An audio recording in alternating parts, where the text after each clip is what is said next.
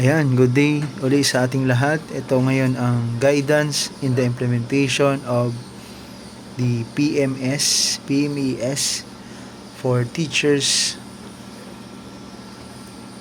in the school year of 2025-2026. So, may merong mga konting pagbabago po dito tungkol sa ating pong classroom observation. So, kung makikita natin ay may nakalagay po ditong isa na lamang ang kailangan para sa ating pong classroom observation requirement. Isa na lang, full classroom observation shall be required. May mga nakalagay dito, kung kayo po ay tapos na ng full period classroom observation, pipili na lamang kayo ng highest rating obtained in each classroom observable indicator. Kung alin dyan, halimbawa sa 1.2, 1.1.2, kung ito po ay mataas sa inyo pong CO number 2, yun po ang inyo pong pipiliin. So may mga example po dyan na rating at yung pong transmuted PMS 5-point rating scale. Halimbawa, sa CO1, 5 lang ang score mo at ang transmuted niyan is 4. Sa CO2 mo is 6 at ang transmuted point mo ay 5. So, ang pipiliin natin ay 5. So, kung ang teacher naman daw ay hindi pa who have completed the full classroom observation, shall likewise be deemed to have fully complied with the classroom observation requirements. No additional classroom observation shall be required for the performance evaluation purposes.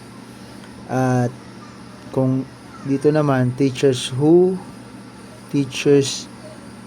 have not yet undergone any classroom observation, ito naman po yung gagawin po ninyo. And ito yung mga classroom observation protocol.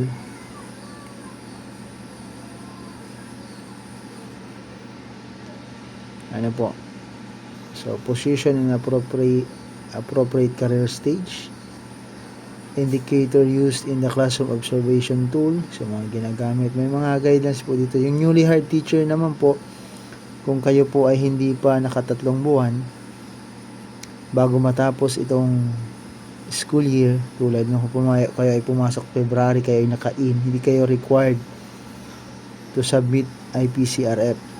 But for the performance-based incentives,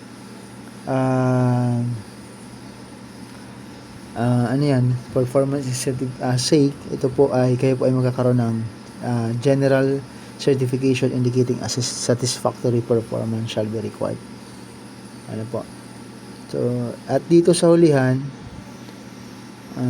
meron po ditong performance management system reflection journal. So, may sinasabi po ito dito tungkol sa hindi ka nakapag-pa-observe. Hindi ka po nakapag-pa-observe, ito po ay gagamitin nyo. Sabi dito, accomplish the table, provide verifiable evidence, and describe how each unobserved indicator was demonstrated in any classroom session conducted in the school year. Attach sheet or additional sheet if necessary. So, kung doon sa ano na unobserved sa'yo, application of indicator or practice, reflection, then perma po ninyo. So, ito po ay gagamitin kapag hindi nyo naubos yung ilang indicators na hindi sa inyo na-observe. Kung kayo po ay nagpo-observe na hindi kompleto yung 9 o hindi naubos yung indicator. So, yan lamang po. Yung pong ESAT media review form ay makukuha po sa link ng DepEd. Kung hindi nyo naman po mahanap, sasend ko po sa inyo. Pero kung alam nyo, makakita nyo, nandun po sa link ng DepEd.